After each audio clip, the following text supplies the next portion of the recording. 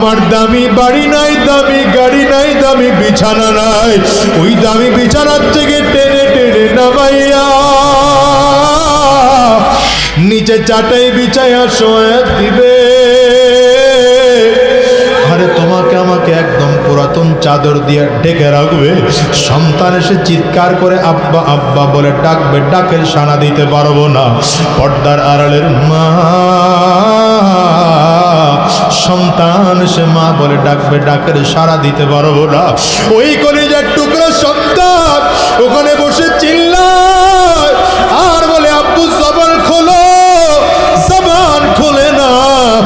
আব্বু জবাব দেওয়ার মতো শক্তি নাই।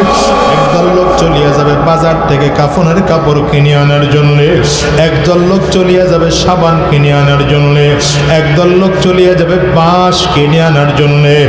বাজার থেকে বাঁশ কাটিয়া আরে কাঁচা বাঁশগুলো দিয়া কবরের মধ্যে সুন্দর করে কবর খনন করিয়া তোমাকে আমাকে বাগানের কিনারা নিয়ে গোসল করায় 3টা কাপড় দিয়া প্যাকেট করবে।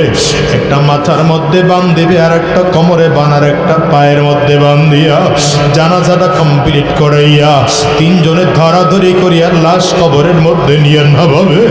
আরে দুনিয়ার যুবক, যদি চোখে পানি না আসে কান্নার বান্দরে মালিকের কাছে মাপ চাও।